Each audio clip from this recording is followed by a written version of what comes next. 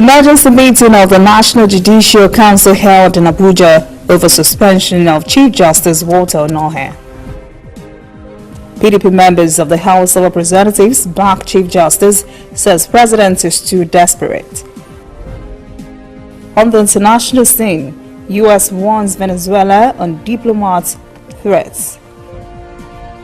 And in sports, Super Eagles to know African opponents in April.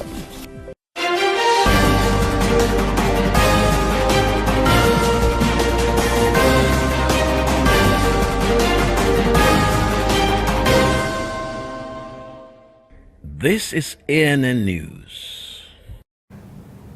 I am Olajumoke Olatunji. The suspension of Nigeria's Chief Justice has dominated the news for days now. The weekend was not an exception. The National Judicial Council had convened an emergency meeting in Abuja over the matter. Meanwhile, Chief Justice Onohe's office has been sealed off by the police and the staff have been ejected. Also, the Code of Conduct Tribunal has adjourned indefinitely further proceedings on the federal government case against the Chief Justice pending the determination of the appeal before the Court of Appeal. Acting Chief Justice of Nigeria, Justice Tanko Muhammad, had presided over a 5-man panel of the Supreme Court as they presumed on Tuesday. President Muhammadu Buhari had announced on Friday the suspension of Chief Justice Walter Onohe and immediately replaced him with Tanko Ibrahim in an acting capacity. The Nigerian Bar Association has characterized the president's decision as, quote, an attempted coup against the Nigerian judiciary. Meanwhile, Coalition of United Political Parties, CUPP, has alleged a fresh plot by the president and his party, All Progressives Congress APC, to take over the National Assembly. Lawmakers had agreed to meet over the president's suspension of Chief Justice Onohe. CUPP Chairman Imo Ogochere issued a statement on Sunday that the APC government was planning to make a last-chance move on Tuesday to take over the National Assembly. The statement also said, now that the government had an easy time with the removal of the Chief Justice, it now wants to take over the National Assembly so it can deflect the minds of Nigerians. The statement further lists names of those CUPP says would be announced by the government as Senate President, Senate Deputy President, Senate Leader, House Speaker, and Deputy Speaker, respectively. It also alleged bribe payment of $70,000 for each senator and $40,000 for each House member. To achieve this, CUPP further statements the government and APC had sourced $15 million from NNPC, CBN, NDDC, NPA, NIMASA, a commercial bank, and a company. People's Democratic Party members of the House of Representatives say they will unite to fight what they call anti-democratic forces desperate to subvert Nigeria's constitution. A statement by the PDP caucus over the weekend condemned what it called the forceful removal of the Chief Justice by the president. It says the move barely 2 weeks to the general elections and within a few hours to the appointment of election tribunal judges showed President Buhari's determination to use what he called a sleight of hand to force an election victory. The statement says President Buhari had not cited any constitutional authority for his action, but that he has been justifying it by what he says was an order from the Code of Conduct Tribunal. The caucus said the president has violated constitutional provisions for removing our Chief Justice. In all of this, the president's wife, Aisha Buhari, has denied social media reports that she had condemned the suspension of Chief Justice Onohe. A statement by her Director of Information, Suleiman Haruna, says Aisha Buhari has not made any public comment on the issue and that the statements credited to her were false. In other news, Acting Inspector General of Police Mohammed Adamu has announced an immediate embargo on issuance of new licenses for designated arms in the country.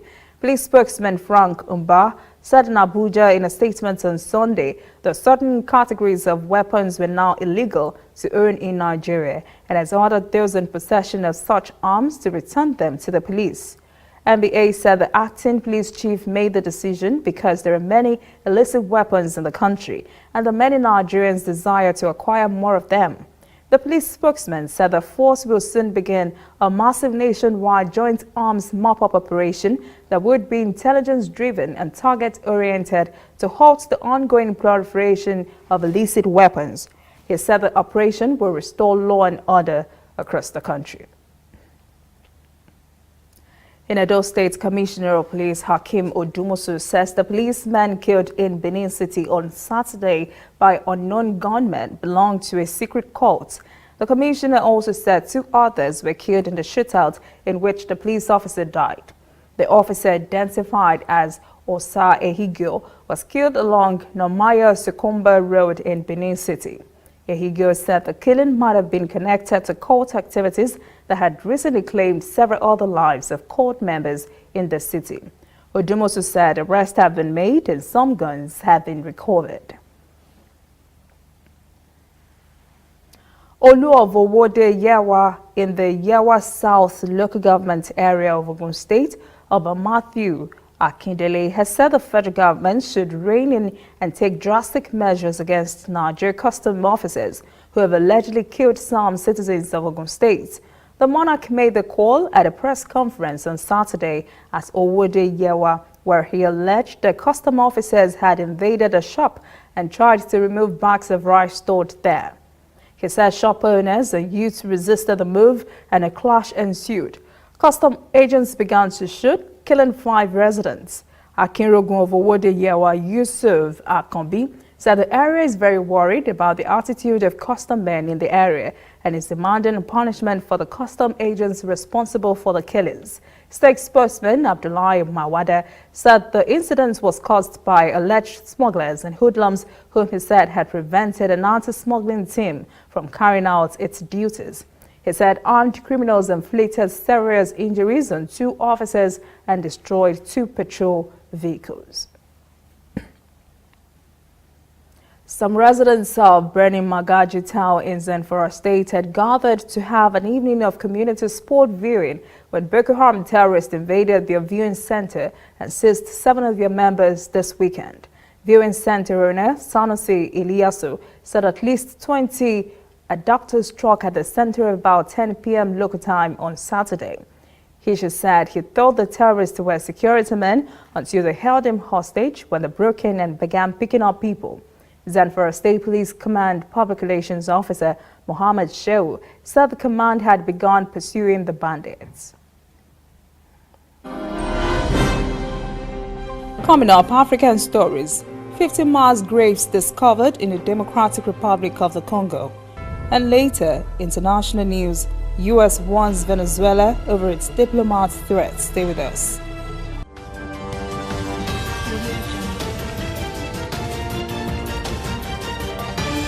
You are watching ANN. If you know fit go internet or follow for Twitter, you know fit snap photo send or get it photo send. Now because you dey use Palasa, your phone no dey answer. See me see wahala.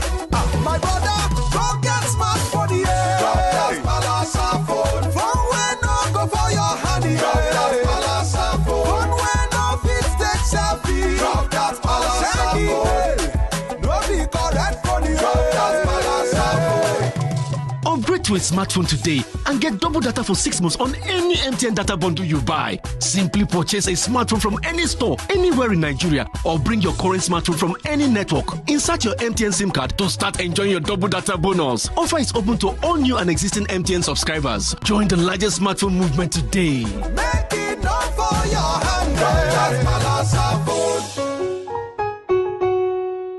We are on the road every day, canvassing throughout Africa for news you really need. We follow this story everywhere, from every corner of Nigeria to the wide African expanse. We bring you what's making headlines. We connect you with news you can use. ANN, African News Network, in a truly African spirit. Welcome back. This is ANN News. Now to African stories making news today. 10 persons have been reported killed in a terrorist attack in northern Burkina Faso. 2 others were seriously injured on Sunday during the attack on Sikere near the Malian border.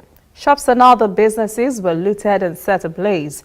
Islamic militants have carried out a wave of killings across the region in recent years. Burkina Faso defense and security ministers were sacked earlier this month as part of a government reshuffle following a previous attack in the north of the country. A human rights group says more than 50 mass graves have been discovered in Western Democratic Republic of the Congo after a spate of killings in Yombe Mine, Dome province. Director of the UN Joint Human Rights Office in the country, Abdelaziz Thioye, says mass graves as well as common and individual graves were identified in Yombe following a joint fact-finding mission with local authorities. Thioye says the discovery suggests the number of killings is quite high. Earlier this month, the UN said at least 900 persons were killed during 3 days of intercommunal clashes in the region. The violence appears to have been rooted in a long-standing rivalry between the Banuni and Batendi ethnic groups. In December, a clash was sparked when Banuni tribes people buried a traditional chief on Batendi land.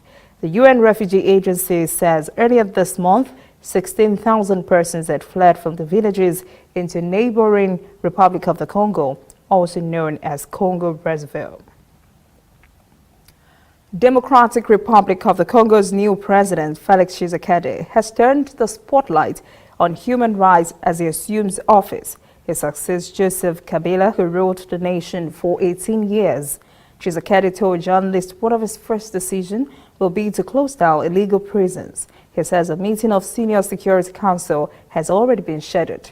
The 55-year-old took the helm of sub-Saharan Africa's biggest country on Thursday after a disputed election. In his inaugural speech, Tshisekedi vowed to release all political prisoners and offered words of reconciliation for runner-up Fayulu and third-place candidate Emmanuel Ramazani Shadari.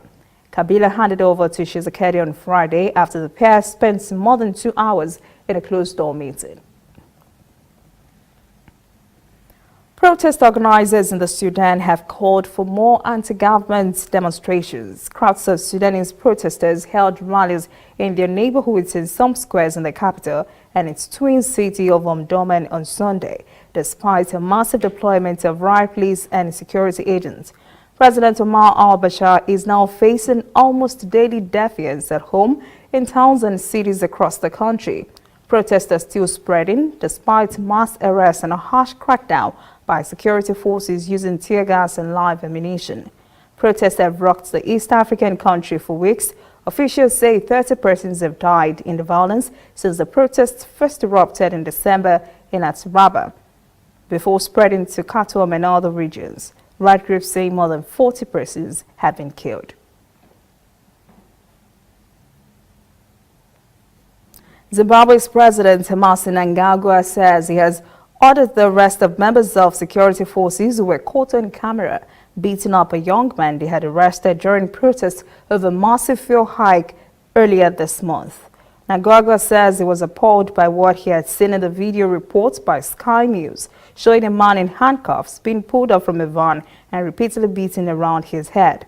He also encouraged those who had experienced the same brutality to contact authorities and file an official complaint. A government-appointed human rights group in Zimbabwe has accused soldiers of using systematic torture against protesters. The Zimbabwe Human Rights Commission said at least 8 persons were reportedly killed in a week, most of them shot with live ammunition. Ethiopia says it is banning street begging by foreign nationals. The country says recent large influx of foreign beggars has become a burden to the country. Deputy Head of Immigration told reporters the country has decided to no longer tolerate this illegal practice. He says more than 500 Syrians had entered the country between August and December last year. More than 100 have applied for refugee status. Many in Addis Ababa had displaying signs written in the local Amharic language appealing for help.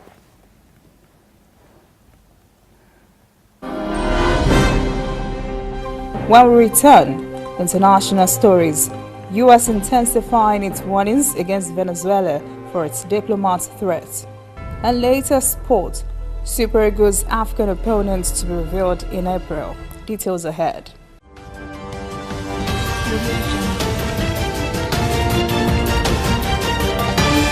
You are watching ANN.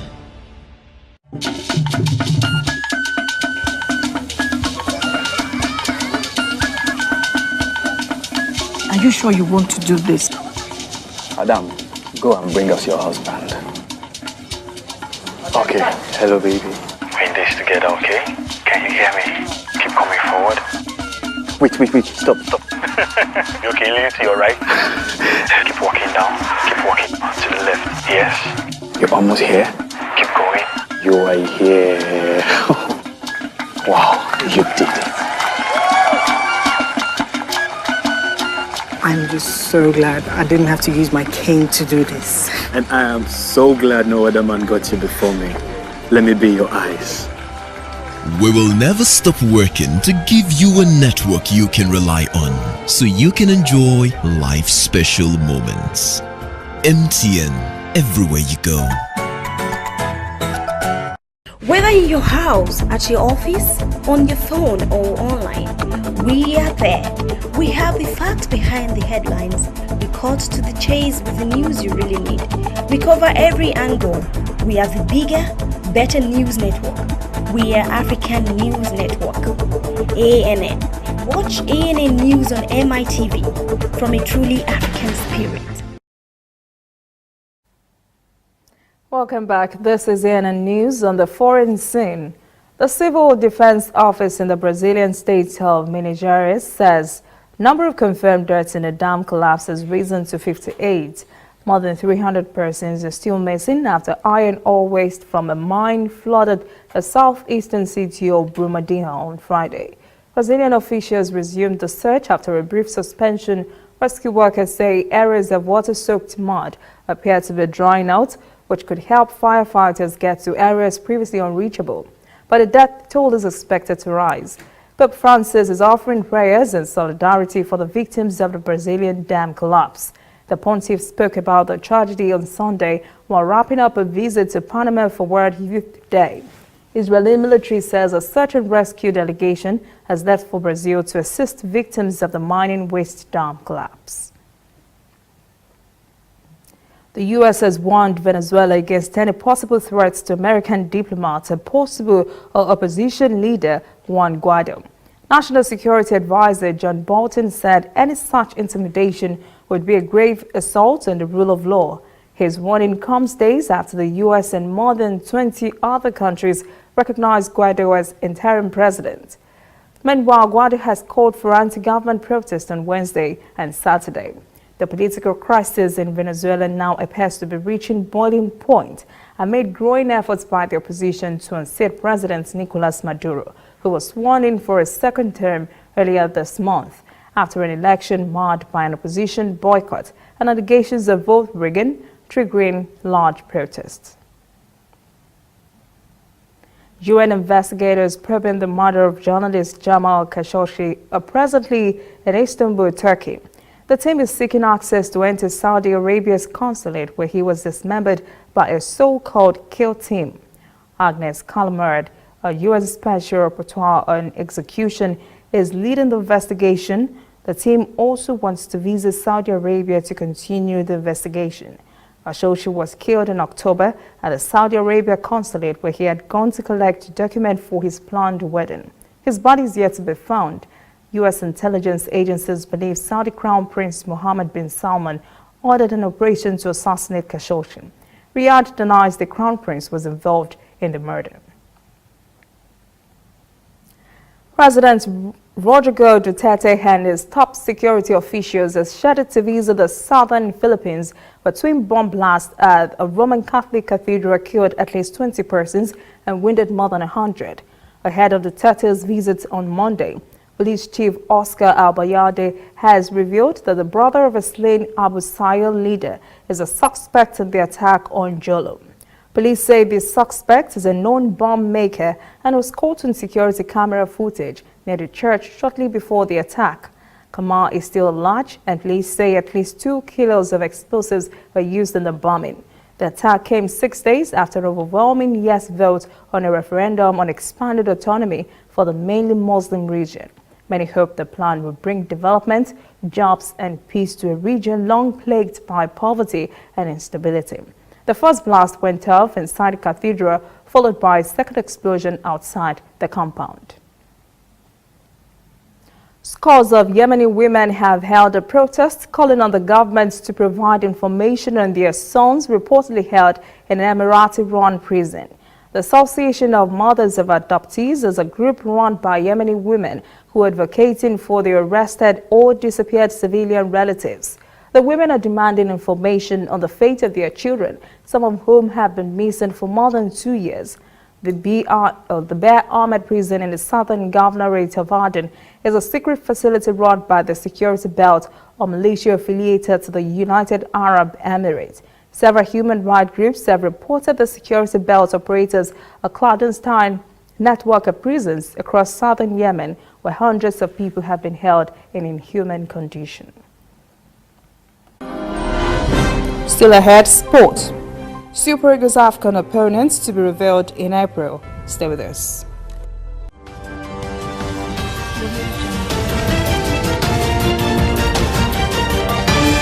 You are watching ANN. This used to be me.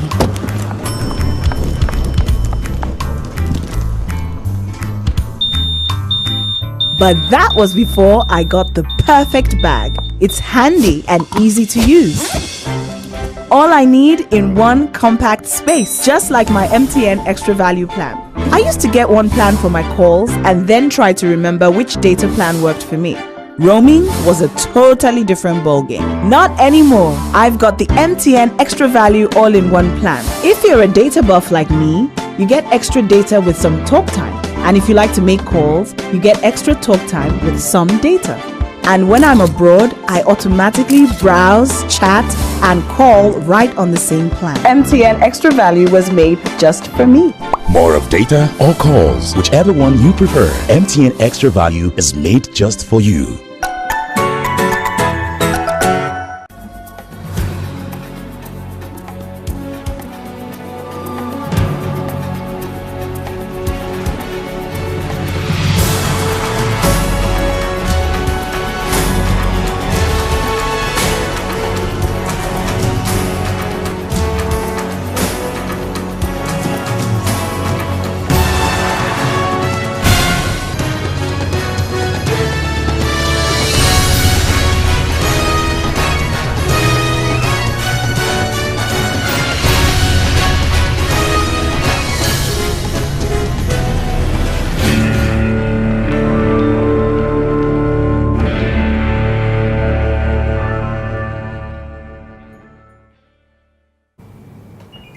Welcome back. This is CNN News and Sports News. Super Eagles of Nigeria will know their group phase opponent at the 32nd Africa Cup of Nations Finals on April the 12th, a date that has now been approved by the Confederation of African Football for the staging of the competition's draw.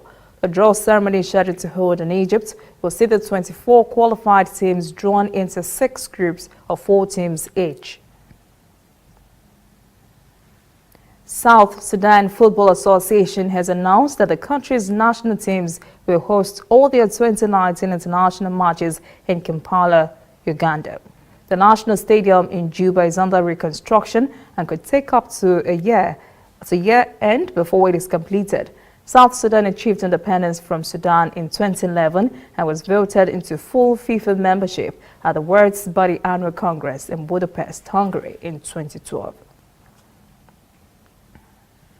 That is CNN News this evening. Thank you for joining us. For details on this and all the stories, visit our website, cnnafrica.net. Conversation continues on our social media platforms, Twitter, Instagram, and Facebook at CNN Africa TV.